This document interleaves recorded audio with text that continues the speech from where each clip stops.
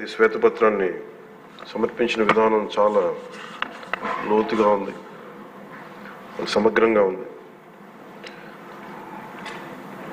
ముఖ్యంగా ఈ ఎక్సైజ్ పాలసీకి సంబంధించి గత 5 సంవత్సరాల్లో ఎలాంటి సమస్యలు ఉన్నాయి, ప్రజలు ఎలాంటి బాధలు పడ్డారు, ముఖ్యంగా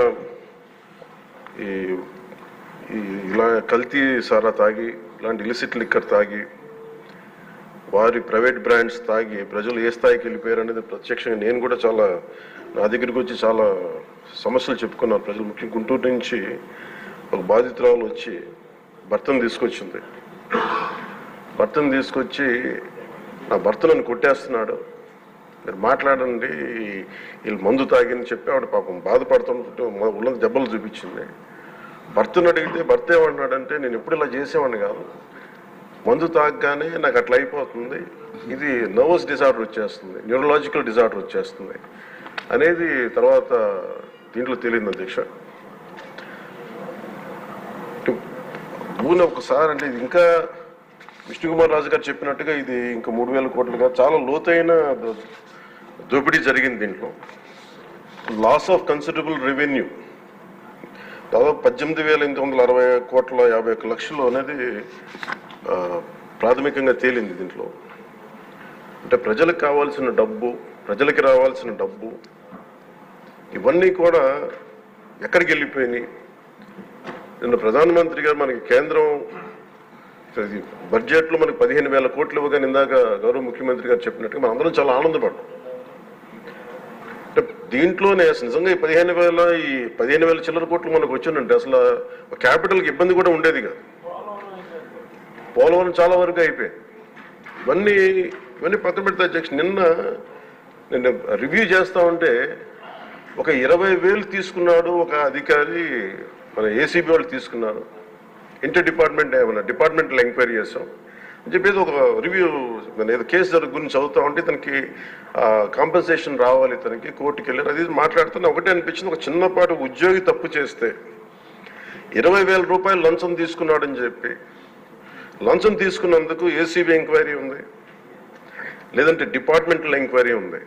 అలాంటిది రాష్ట్ర వ్యవహారాలు నడిపే ముఖ్యమంత్రి కానీ వారికి సంబంధిత సభ్యులు కానీ స్టేట్ ఎక్స్చెకర్కి 18,860 కోట్ల రూపాయలు పైచిలకు ప్రప్రథమంగా ఇక్కడే మనకి తేలుతూ ఉంటే వీళ్ళు శిక్ష పడకుండా ఎలా తప్పించుకుంటారు?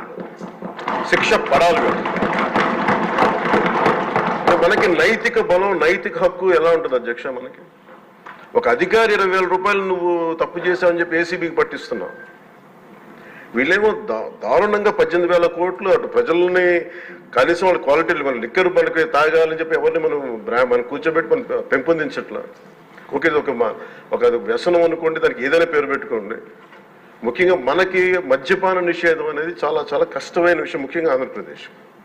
ఒకవైపు యానాం, ఇంకోవైపు మనకి మధ్యప్రదేశ్, ఇంకోవైపు చూస్తే మనకి తెలంగాణ, ఒరిస్సా, తమిళనాడు, కర్ణాటక, ఇన్ని బార్డర్స్ని షేర్ చేసుకొని మద్యపాన నిషేధం అనేది ఇప్పుడు చాలా కష్టసాధ్యమైన విషయం. గతంలో కూడా చేశారు, సాధించలేకపోయాం. ఇప్పుడు రెగ్యులేట్ చేయాల్సిన అవసరం ఉంది. ఇందాక గౌరవ సభ్యులు బుచ్చయ్య చౌదరి గారు చెప్పినట్టుగా ఒకటి స్టేట్ ఎక్స్చెకర్కి లాస్ జరిగింది, ప్రజలకి ఆరోగ్యానికి హాని జరిగింది. దాంతోపాటు అసలు ఈ వ్యసనాన్ని తగ్గించే పరిధిలో కూడా కొంత ఉండాలి, కొంత బడ్జెట్ కేటాయించాలి. ముఖ్యంగా డీ అడిక్షన్ సెంటర్స్ కానీ వీటితో పాటు కేటాయించాలి. అది కూడా సూచన బుచ్చయ్య చౌదరి గారు చెప్పిన సూచన కూడా మనం పరిగణలో తీసుకోవాలి అధ్యక్ష. ఎందుకంటే రేపొద్దు మనమే కనుక 18,20 ఎంత ఇది 18,000 కోట్లు ప్రస్తుతానికి వస్తే దాంట్లో కనీసం ఒక సర్టెన్ శాతం, ఒక 10% అంటాం, ఎంత పర్సెంటేజ్ ఆ పెద్దలందరూ కూర్చొని, విఘ్నులందరూ కూర్చొని దాంట్లో కొంత డీ అడిక్షన్కి దాన్ని ఖర్చు పెట్టాలి అధ్యక్ష. కేవలం దాన్ని ఆదాయంగా చూడకుండా అట్లీస్ట్ ఒక 10% డీ అడిక్షన్గా దాన్ని డీ అడిక్షన్ సెంటర్స్ ఖర్చు పెట్టాలి. కానీ అన్నిటికంటే కూడా ఈ రోజున మన గౌరవ ముఖ్యమంత్రి గారు చెప్పింది, వీళ్ళని ఎలా ఇన్వెస్టిగేషన్ అంటే అలిగేషన్స్, దీంతో ఎండ్ అయింది ఈ ప్రజెంటేషన్.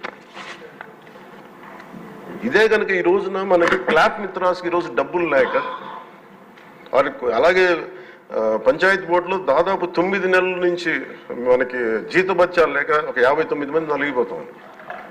అలాగే ఫీజు రీయింబర్స్మెంట్ లేక విద్యార్థులు నలిగిపోతా ఉన్నారు. స్టేట్ ఎక్స్చెకర్లో డబ్బులు లేవు. కానీ అందరూ ఇన్ని కోట్లాది మంది జీవితాలతో ఆడుకుని వీళ్ళ చేతుల్లో మటుకు ఇన్ని వేల కోట్లు దాదాపు విష్ణుకుమార్ రాజు గారు చెప్పినట్టు 30,000 కోట్లు వెళ్ళిపోయాయి. 18,000 కోట్లు ముందస్తుగా తెలుస్తుంది కానీ ఇంకా లోతుగా చూస్తే అది చాలా పెద్ద ఇది స్కామ్, ఇది దోపిడీ. వీటిని కనుక మనం వదిలేస్తే తప్పు చేసిన వాళ్ళని గత ప్రభుత్వం సంబంధించిన ఇది ఇట్స్ నాట్ అబౌట్ వెండట పగా ప్రతీకారం కాదు, కానీ వీళ్ళని స్వేచ్ఛగా కనుక వదిలేస్తే వాళ్ళ అదృష్టవశాత్తు ఈరోజు వాళ్ళు అక్కడ లేరు. వాళ్ళు కనుక ఉండుంటే వాళ్ళకి నిజంగా వాళ్ళకి సమాధానం చెప్పాల్సిన పరిస్థితి ఉండేది. తప్పించుకొని పారిపోయారు వాళ్ళు ఈరోజు, తప్పించుకొని పారిపోయారు వాళ్ళు. We have to make them accountable అధ్యక్ష. వాళ్ళు we have to bring them into accountability. They have to be penalised.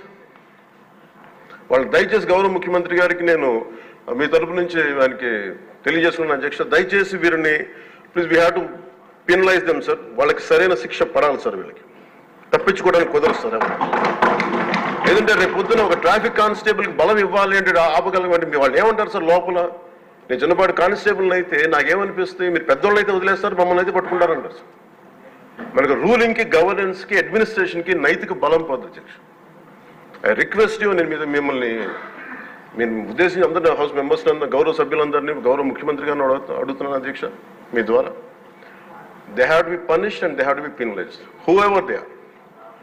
ఇది వెండేట పగ ప్రతీకారాలతో కాదు, కానీ we promised that we will bring back accountability. We promised we were going to give a clean and clear governance. We have to live up to it. Thank you. ముఖ్యమంత్రి గారు sir, ముఖ్యమంత్రి గారు సమాధానం sir.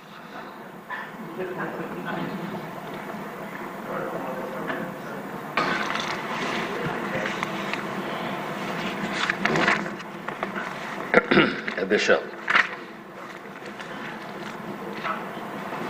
చివరిగా మాట్లాడినటువంటి deputy CM గారు అధ్యక్ష చాలా స్పష్టంగా ఆయన వ్యూ చెప్పారు. ఎందుకంటే అధ్యక్ష, ఒకటి తప్పు చేసిన వాళ్ళని పనిష్ చేయాలి, దర్ ఇస్ నో కాంప్రమైజ్.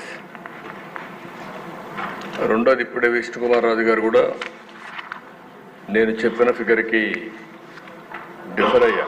అంటే రెండు విషయాలు ఇక్కడ రఫ్గా నాకు కూడా మా వాళ్ళు బ్రీఫ్ చేసి దాని ప్రకారం నేను ఆ ఫిగర్ చెప్పాను, ఇంత చేశారు అని. రెండు సైమల్టేనియస్గా stream 2 NDPL non duty liquor paid అంటే ఏదైతే ఇంత మునుపు కోన రవికుమార్ వాళ్ళు మాట్లాడారు, మ్యానుఫ్యాక్చర్ చేసి ట్యాక్సెస్ అన్నీ కట్టకుండా బేసిక్ ప్రైస్తోనే షాపులో అమ్ముకోవడం. బేసిక్ ప్రైస్ ఎంత ఉంది? 16 రూపాయలు ఉంది. 220 రూపాయలు చేసే బాటలు 16% అంటే 40 రూపాయలు దగ్గర. ఎంత మిగిలిన దాంట్లో మొత్తం కలిసి 180 పైన మిగులుతుంది ఒక బాటల్కి. గవర్నమెంట్కి వచ్చేది, వాళ్ళకు పోయేది 16 రూపాయలు 100 రూపాయలకి, మిగిలింది గవర్నమెంట్కు 84% వస్తుంది.